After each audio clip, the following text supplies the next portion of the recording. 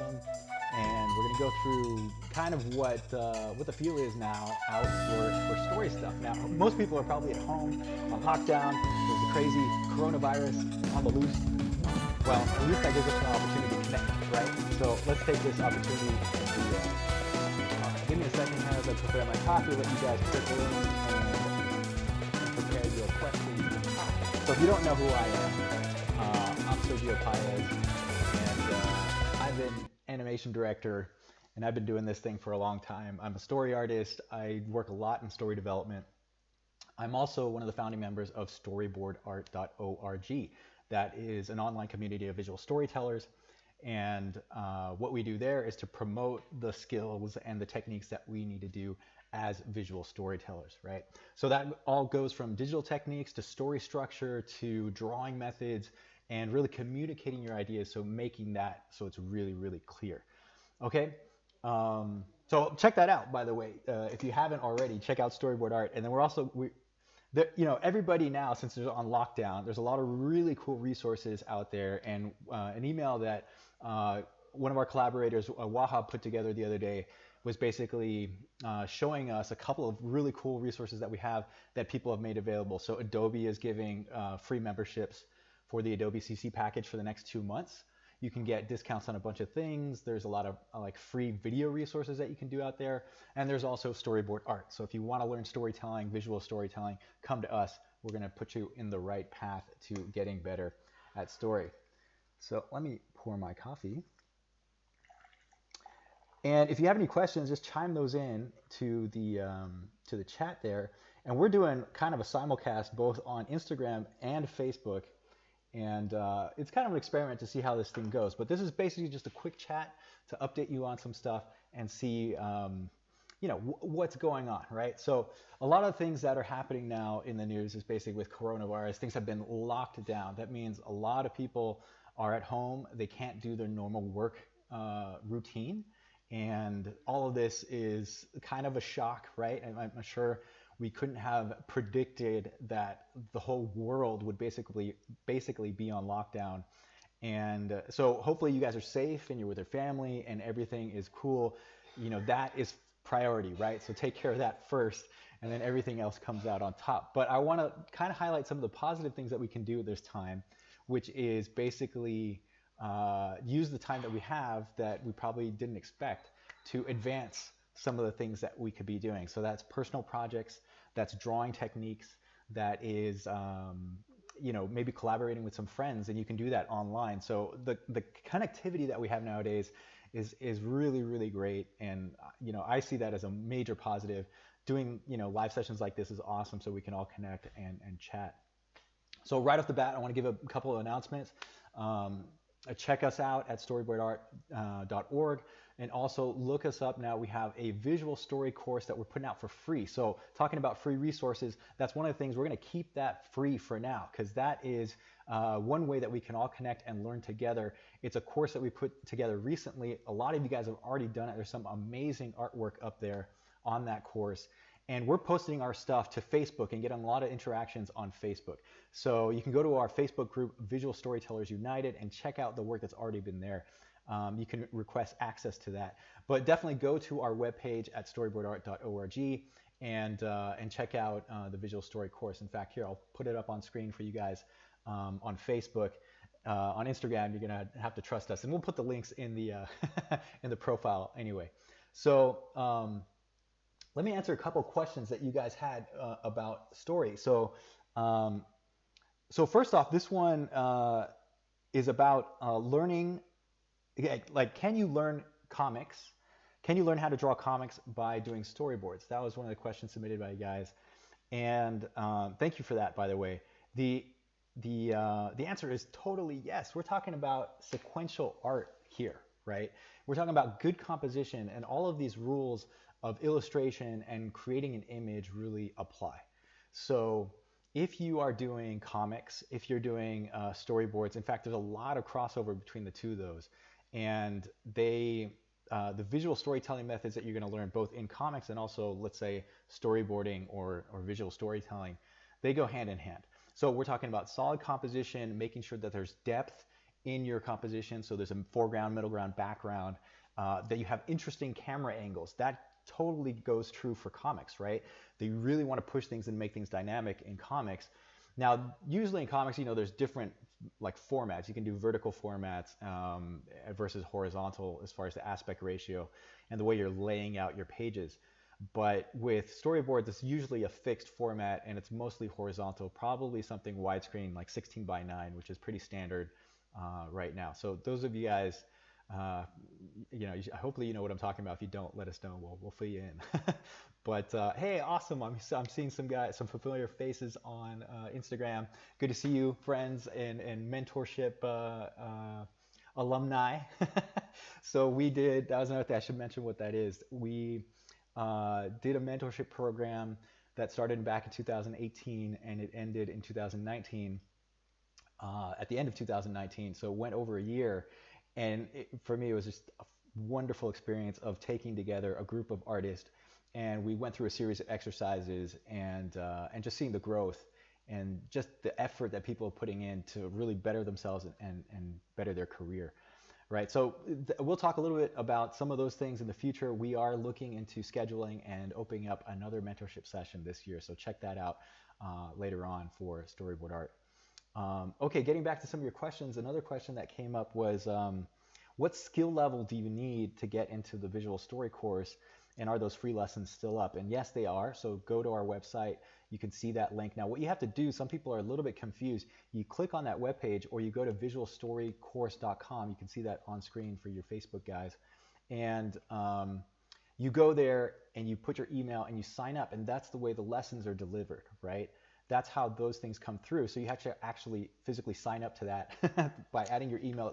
You get registered as a user, and then you can go through the lessons. You're going to get some feedback from me, and you see those lessons, and also collaborate with those online at the Visual Story course. But as far as a skill level, I don't really like to put any barriers. I mean, if you're completely new, let's say you have not done any kind of drawing, or you don't have that much experience at all. This is the whole point of coming to a course like this, so you can learn, right? And yeah, you're going to see a whole variation and just a range of people's skill level. Some people are really accomplished, like they have some really awesome storyboards and images and story sequences, but we should get inspired by that. Don't let that intimidate you when you do that. So it really doesn't matter your skill level. And in fact, the more advanced and the more experience you have, bring it on. I want to see what you guys can do and what kind of stories you can come up with. I think there's always ways to collaborate, even if you have a lot of experience. It's just really nice to have another set of eyes on the kind of things that you're doing, okay? Hey, Charlie, what's up, my friend? It's good to see you. Hey, and Wahab is on there that I mentioned before. Great collaborator and actually a great artist. He had some, I think we were both referencing the same film references the other day when we were drawing from some Ridley Scott movies. All right, so let me get to another question that came up here. All right, so what's better to practice, drawing from films or doing story assignments? Now that's kind of a tough question to answer, because it really depends on where you're at and what you need to fill in for your skill level, right? So I love drawing from film. In fact, that's something you should probably continue doing, even if excuse me, even if you're also doing story assignments. You can do this almost like as a hobby or in your spare time. So it can be sometimes annoying watching films with other people, because you want to pause it and like look at that shot. So if I get a moment and I'm watching Netflix and I'm all by myself, I'll watch like 1-2 hour movie over the course of like 3 or 4 hours, because I'm pausing it, I'm drawing, and I'm copying film references. I put all of this, it's kind of like building up like a mental memory bank of what you need to use for film references and stuff. So that's really good. Now, as far as doing story assignments, I would recommend, if you want to learn from that, is certainly get like a coach or a mentor or somebody who's going to give you a script, something that you can do to like have a limit and an assignment, so you can take that through, and it's not this open-ended thing that you're going to have like this story that you're trying to invent, because those things never get finished, for one. And the other one is, like, if you have a constraint, which is a script, essentially a written thing, That way you can like adjust there's a benchmark that you're trying to meet. You can show that script to somebody else, and they can see if based on what you've created, if that's really if you've done your job and you created a really cool, interesting sequence from that. So those story exercises, really the answer to that question is both, and I would assess your own skills and just be really honest and look at what you're doing and say, okay, can I really handle an action scene? Am I really comfortable doing that? Or maybe action is your thing, but you haven't done comedy, right? And so then try a comedy scene, see if you can make it funny, and challenge yourself to do something that you haven't done before. So that's really what it's all about. Hey, Kenny, what's up, my friend? There's got a lot of good people on here that I know. Tahira, what's up? All right, let me see if I can get some of these questions. I'm going to answer some of these on Instagram. Let me scroll through the feed here, because as you're doing this stuff, it kind of just it gets lost in the ether. All right, hold on.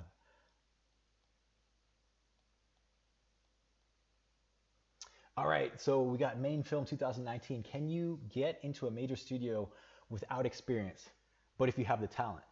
Well, of course you can, right? That's an easy answer to that question. But let me see how I can. There's a way to do it, right? So you have to show them that you have the talent, right? How you do that? You do that with putting together a portfolio and making that portfolio so awesome that they look at it and every question they have about the position that they need to hire is answered in that portfolio. So for example, if you're a story artist and you want to apply to a Netflix, to a Disney, to a Pixar, you have to show that you're a master at your staging, you know how to create really interesting compositions, really cool camera angles, you're creative with your storytelling, so you know how to make, there's an arc to your sequences, there's a beginning, a middle, and an end. All of these things you have to have a control over, and in addition to that, you have to have really solid draftsmanship, so your drawing skills have to be really good, okay? So if you can show that in your portfolio, and there's a way to construct your portfolio to do that, then you start applying to these major studios, and even without any experience, and I'll tell you from personal experience that this is something that we do. We'll look at the portfolio, and I'll glance over the resume to see if they have some experience too. But if I'm really impressed by the work in their portfolio, I will make a personal push to give them a call and bring them in because I want to interview them. I want people like that with talent on my team, basically. It's also, on the flip side of that, it's also very easy to see, I think over the years, experienced guys can see very easily in a portfolio what you're missing, okay? So if you're missing your perspective, if you're missing good staging, if you're missing, if you're working on an action show and you don't have any action scenes, well, then I know you're gonna struggle. It's guaranteed like that. It just happens all the time. And, that doesn't mean you won't have talent, but then there's a little more hand-holding that has to happen on the team when they bring you in, right? All right, Mark, what's up, my friend? Good to see you. All right, let's see if we can get to some of these questions. Alondra Creates, thank you for answering my question. Oh yes, I was trying to figure out whose question that was from. Thank you for submitting that. Okay, oops. Coffee break time. Yes, I love that you guys have been drawing. Hey, one thing I want to mention here, just to put this in context, and this is why I want to do these kind of quick story chats. And we're going to be on just till about 7:30 or so. I just wanted to have a quick update. Is that people are freaking out about this coronavirus thing? They're saying, oh man, productions are going to get shut down. And in terms of art, freelancing is a little bit difficult now because maybe you're not picking up new clients, or the clients that you had, maybe they're stopping productions and they're saying, well, we're going to wait till all of this blows over because one, we can't physically see you. Maybe you were used to going to their studio and working for them as a contractor. All that's paused. Now, one thing I want to mention is that this is an opportunity. This is actually an opportunity for you guys to really step it up. And speaking about freelancing, if you don't have a setup already that you can freelance at home, now's the time to really think hard about this. This event, this world event that's happened, just goes to show that you really need to be connected and have a setup wherever you go. I have a portable setup that I use. In fact, it's behind me on my bookshelf. That is a portable Cintiq. And I also have an iPad, but I don't have the newest fancy iPad Pro. At any rate, there's many different options that you can use as far as digital that are portable that you can have at home and you can also take with you if you're doing work with a client. And there's really no reason now that you can't have that kind of stuff. And then you need a really strong internet connection. I think this this event also goes to show that if you're paying for basic internet, like if you're paying maximum dollars for your cable and your Netflix, it's time to like bring those down and boost up your internet and make sure you're getting the maximum speed that's offered by your provider in your area, and make sure that that connection is solid, because anytime you're doing some kind of video conferencing with them, if you're on Skype or Hangouts or any of that stuff, you want to make sure that's solid, and the communication, even though you're distant, is really, really good. And then you give them that service, and guess what? This is the opportunity I think that's going to happen.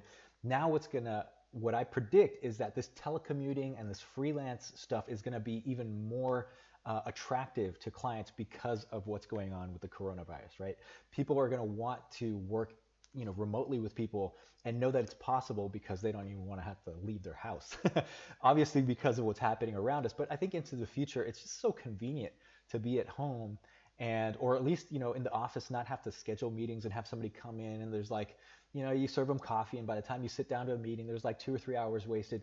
It's just a big waste of time. You get down to business, you do your work, be really efficient in your home setup. You beam them the images or the work that you're doing. It's so easy nowadays. There's so many sharing tools, Dropbox and anything like that. And then you're done. And you get paid, right? And then you also get paid instantly, which is good. You want to set that up as well. So anyway, if you have any questions about that, please send them my way.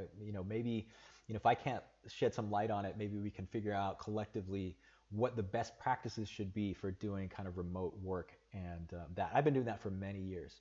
Freelancing, I've worked in studios, I've worked as a contractor, I've worked as a freelancer. I've gone to movie sets and actually done drawings physically on paper with, because that was it. There's no internet connection. I can't use my digital thing and beam images. I got to do them on paper, scan them in, take photos or whatever you got to do, right? All right. Hey, Kenny, what's up, my friend? I hope you're doing well.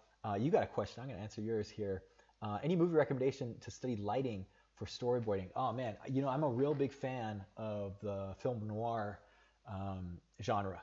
So lighting, any movie that is like in black and white, which has high contrast, like Orson Welles films. There's certainly like the most famous ones like Citizen Kane and Touch of Evil and The Stranger. I think a couple of these you can find like on Netflix. But the epics usually have really good lighting. I'll also mention one that I saw recently that I recommend you guys, and let me know if you feel the same way. Check out Highwaymen on Netflix. This is a film with Kevin Costner and Woody Harrelson. And they're telling the story of the people who caught Bonnie and Clyde. It's kind of the opposite story of the Bonnie and Clyde, the classic Bonnie and Clyde films, like from Warren Beatty back in the 60s. And it's told from the opposite point of view of the cops that were pursuing them and the rangers that basically picked these guys up. I thought it was a brilliant movie. The lighting was amazing, and just everything was good. Just like the pacing. It's kind of a slow film, but the pacing was just like it set you up really nice. So yeah, I was doing film studies of Ridley Scott's Alien, and that's another one. Man, are you kidding me? That's just like so amazing. That film just holds up even today. That was 1979, and the effects were just amazing, like really good. Just check it out, right? Watch that, and then watch like I don't know what's a recent like effects bonanza film like Earthquake, or what was that one with The Rock? Watch that and then watch Alien, right? Or even watch some like a recent Alien film, like Alien versus Predator or something, and then go back and watch the Ridley Scott film, the first one that came out, and compare those two and see how they hold up. All right, so let me go to a couple more questions. Yes, I love that you guys are drawing. It's so good. So good. So yeah, that's another thing that we can be doing, right? At home, we're stuck at home. We got nothing to do. You might be freaking out because, you hear on the news that things are going crazy. The world's going upside down because of a virus. Man, just relax, grab a pencil, draw. Just draw something. You don't even have to leave your house. Like I pick a room in your house, it could be your bathroom, and just draw what's in there, whatever, it doesn't matter. Just make sure you're drawing. You do a self-portrait. If you have nothing else to draw, if you have a pet, draw your pet, right? If you have a significant other you're living with, draw them, right? And, you could do hand studies. Look what I've been doing recently. I'm in my studio here, so this is an anatomy book, and here is, I'll show you. I'm trying to figure out, and this looks like, I don't know, chicken scratch or whatever, but I've been doing, let's see what I got a page here that I was like really digging into, like the back muscles and stuff have always given me a problem. And hey, I'm not shy, I'll show this, it's not the greatest artwork ever, but there's some cool things on here. That's another resource. I've been drawing from bodiesinmotion.photo. Check that out. That's a really great resource. And for doing anatomy studies, figure drawing, there's no excuse anymore. I mean, you can do it from home. You can do it at any time. So that's how it's done. That's how you should do it. All right. Let's see. Any good references you recommend for perspective drawing with figures for storyboarding? Well, there's one of them I just mentioned. Bodiesinmotion.photo has 3D scans of a lot of their models. And you can rotate these 3D scans in any direction, right? So it's in 3D. Now, so they have a lot of action poses. So it's really cool to have guys like jumping in air, doing karate kicks and stuff. So that one is a really good thing to do. Put it at a really crazy angle with the camera really low and try and draw that and see if you can get that foreshortening and stuff. So I'm a big fan of that website. We interviewed Scott Eaton, who's a wonderful artist, and he was the founder of that web platform. Check out bodiesinmotion.photo. Yeah, highly recommend it. All right, let me go to a couple of other ones here.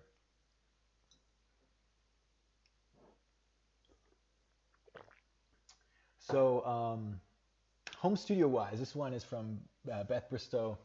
So do you like having a laptop or a desktop more? My preference is a desktop, and I work on at home, which is, it's easy to set this up because you're not actually having to move it. I kind of have a beefy computer, and I have a 22-inch Cintiq monitor, which is like these fancy monitors that you can draw on. In fact, here's my pen, right? In fact, I could show that. I could show you my screen and show you what I'm doing. But that's what my home setup is. And I actually like doing that because it's a much bigger space to draw.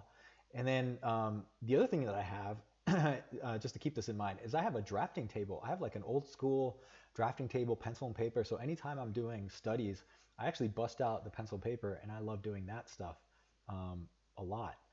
So yeah, that's also what I have in my studio. But laptops are great. Sometimes the speed and the portability of a laptop is great if you want to go to a cafe and do some sketches there and stuff. Like, you can't do it now because it's not recommended. You go outside and mingle with people.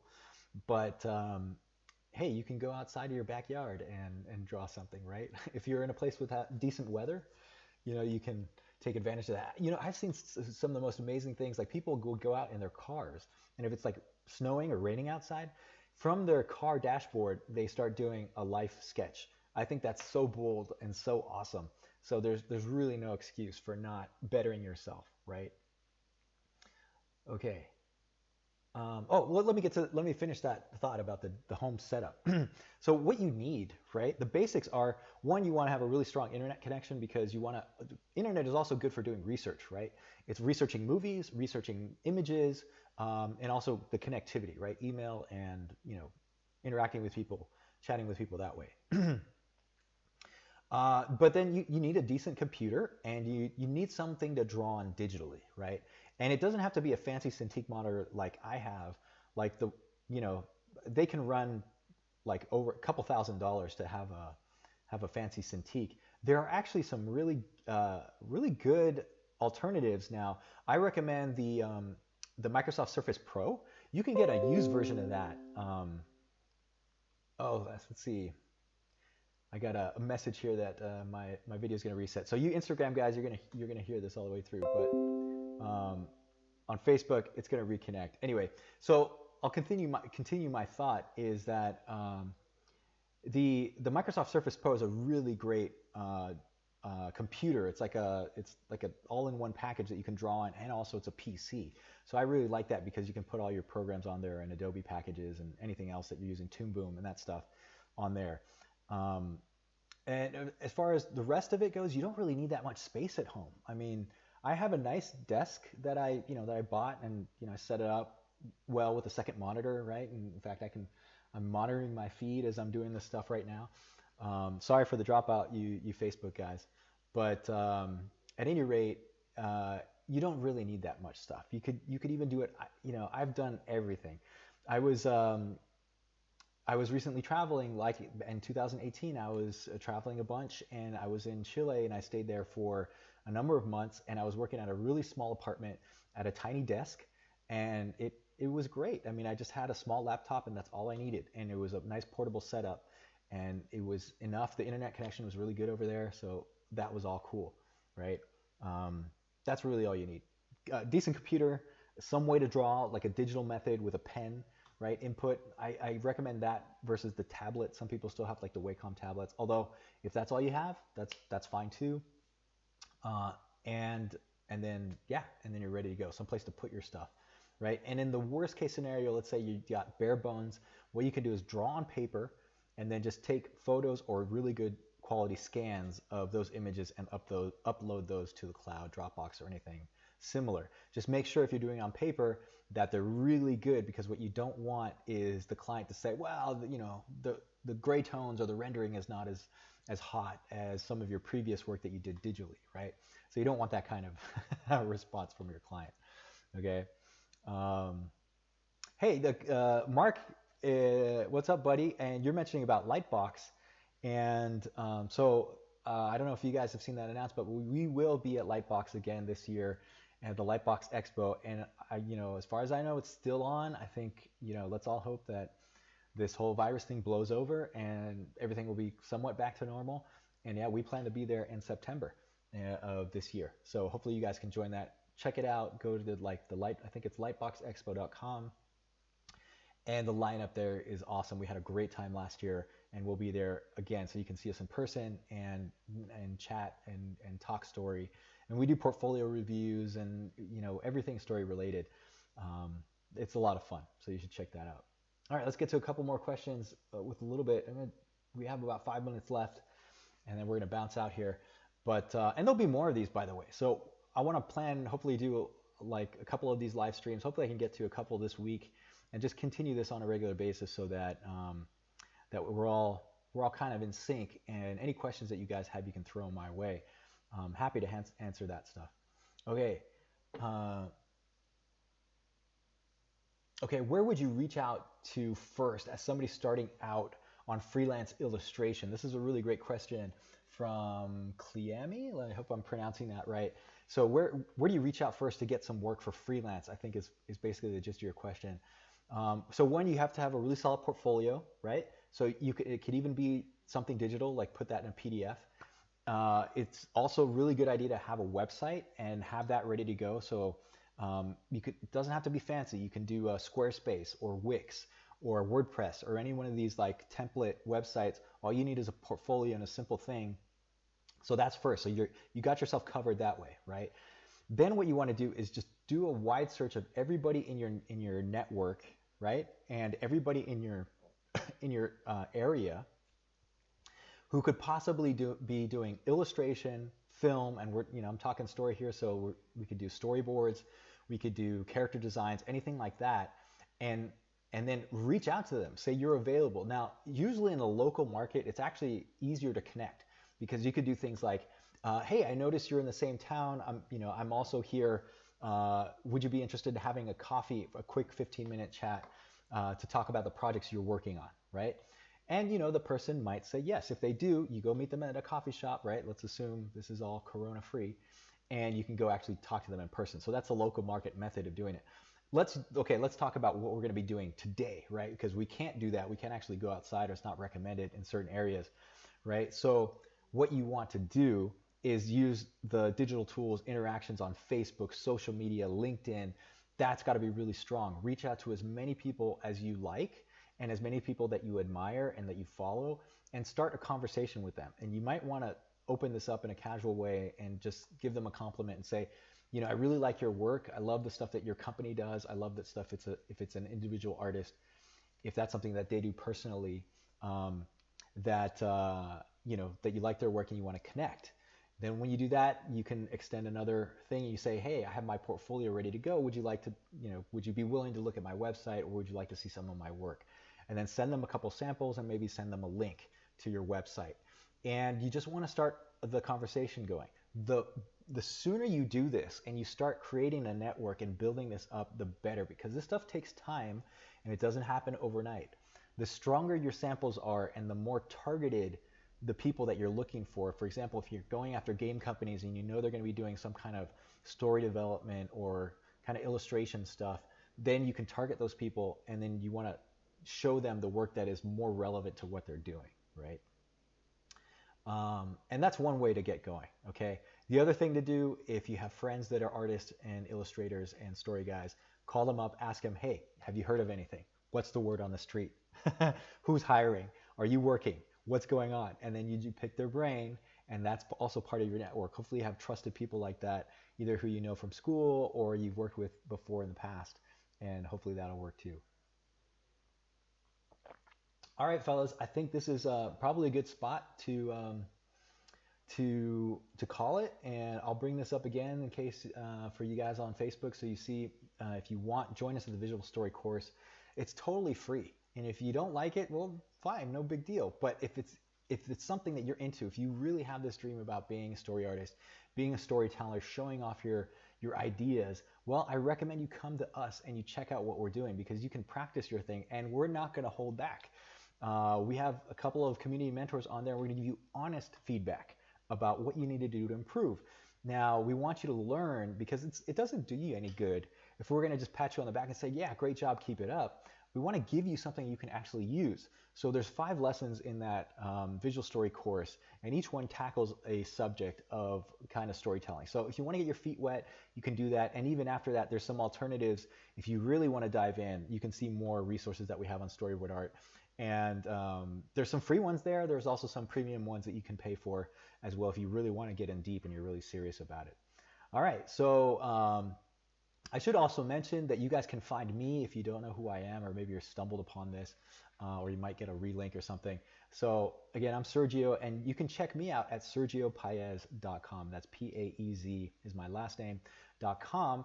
And you can follow me there. I'm also on Sergio Paez Art on Instagram, and I'm looking to beef up my social media presence too. So I also have to do the work that I recommend to you guys and make sure that I grow my network. And I'd be happy to connect with you. In fact, I want to, you guys will see that, because I want to increase and work on my personal branding and hopefully recommend some things that you guys can do as well for your stuff. All right, fellas. Well, this has been great. I hope we continue the conversation. So if there are any questions that you didn't get, that we didn't get to, or maybe some collaborations that you missed in the chat or the feed, please email us, and you can do that at storyboardart.org, and and we'll answer your questions there. So have a great evening, stay safe, and we'll talk soon. All right, people, see ya.